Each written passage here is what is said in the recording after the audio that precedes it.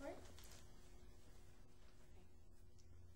A dehydrated man, a cold body, a hungry stomach, a barefoot woman, SpongeBob without his SquarePants. What do all these people have in common? I'll tell you. They all need something more. Ladies and gentlemen of the court, today you are going to hear a story about two kids in high school. No, I'm not talking about that kind of story. In fact, this one is a bit more serious. One of the kids you'll be hearing about is Chris Hall. Chris Hall is in a valedictorian race with another student named Taylor Jennings. Now, Taylor Jennings is a model student and has high moral standings, whereas Chris, on the other hand, as the evidence will show, has been known to break the law, while under peer pressure, have a bad attitude, and be arrogant.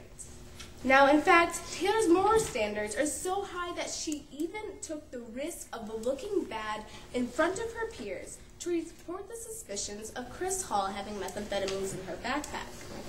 Now, this story begins with Taylor Jennings.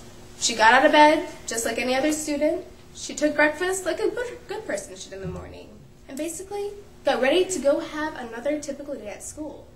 But the only difference between this description of a typical day in a high school student and what she experienced was that in the middle of a chemistry experiment, she found out that one of her fellow classmates, Chris Hall, was found with methamphetamines in his backpack.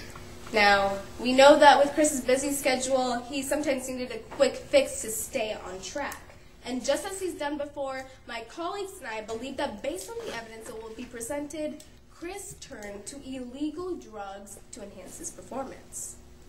Now, today's evidence will highlight Taylor's moral standards, such as the way she takes her school's zero-tolerance drug policy into high consideration, her self-discipline, learning from her previous mistakes, Chris's bad attitude, and lastly and most importantly, the drugs found in Chris Hall's backpack. Now, three witnesses will be coming forward to establish this. First, we have Taylor Jennings. Then, following her will be Principal Norris, and finally, Officer Pat Down. Now, let's begin with Taylor Jennings. Today, you are going to hear about how important her school's reputation is to her. Also, you're going to hear about a statement about Chris and drugging, and why she chose to wait till the end of her chemistry class to report her observations. Then, moving on, from Principal Norris, you are going to be hearing about Chris's rude outbursts, her suspicions about Chris's friends doing drugs, and Taylor's truthfulness. Now, all of this will be coming from a principal who has had many years of experience being around other kids. And finally, there's Officer Pat Down. Today, she's going to reveal the results of the lab tests, Chris's behavior toward her, and what was found in Chris Hall's backpack. Now, you're going to hear all of this and more from a very skilled school resource officer who's used to dealing with trouble. Now, the defense is going to come up here and say that Taylor is a liar now by using the excuse of balancing checks from years ago. They're also going to say that Taylor is jealous of Chris's ACT score. And they're also going to state that Taylor showing up to class close to the bell is reason to be suspicious.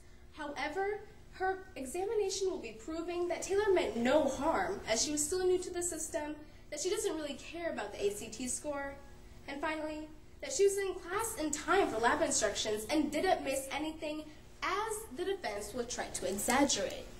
Now, the Taylor Jennings that I know is quick-witted and self-disciplined, and even willing to help out the very classmate that she's running against for competition.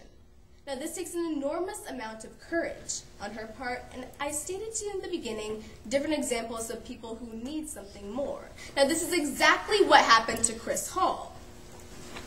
Chris needed something to help get through all his priorities. And sadly, jury, we believe that he just so happened to do this through taking methamphetamines, which is why we ask for a guilty verdict in today's trial. Thank you.